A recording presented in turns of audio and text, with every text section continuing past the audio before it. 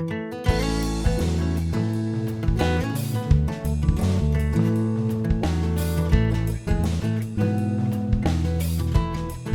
everyone, it's Aunt Fernita. Today's story is called Words to Remember. The memory verse is from Deuteronomy chapter 11, verse 13. It says, "Love the Lord your God and serve him with all your heart." Today's message is we worship God when we choose to obey him.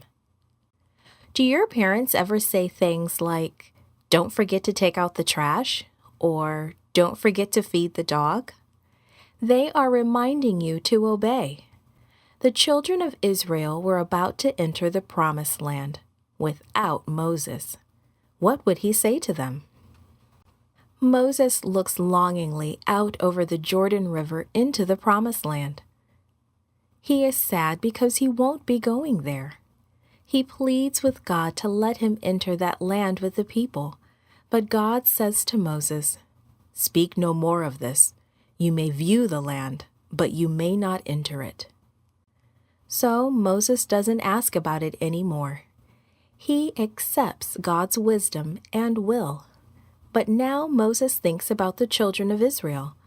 Who is going to lead them if he can't? Who is going to care about them?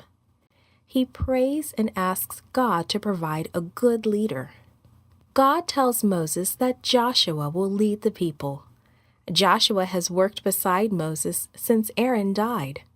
Moses knows Joshua is a man of wisdom and faith, so Moses is happy with God's choice. God has one last thing for Moses to do. Many years have gone by since the people first heard the 10 Commandments at Sinai. Most adults living now were small children then or hadn't even been born. They could not have understood what was happening at Sinai. Few of them were old enough to know what it meant. So God tells Moses to proclaim these laws once more. God wants his people to follow his law as they settle into their new land. And so Moses calls the people together. Moses' face is lit up with a holy light.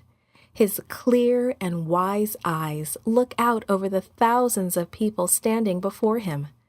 These are his last words to them. With much emotion, he begins repeating their history.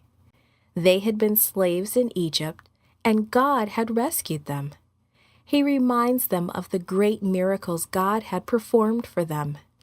He tells how they had escaped through the Red Sea. And during all their travels, God had provided food and water. He had guided them by a pillar of fire and cloud. He tells them of the sins of their parents who had grumbled, complained, and worshipped idols. He reminds them of their travel in the desert for 40 years before they could go into Canaan. Moses also talks of the great patience and love of God toward them, of his forgiveness and grace. Moses tells them that the rules God has given them are wiser than all the rules of the other nations. They are to be an example of God's wisdom. They are to care for the other nations.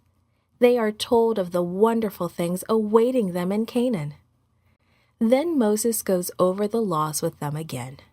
He is still afraid that they will forget and stray away from God. So he reminds them of the wonderful blessings that will be theirs if they obey God.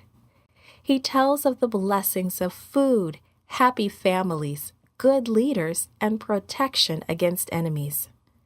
But Moses also tells of the curses of losing their land if they disobey.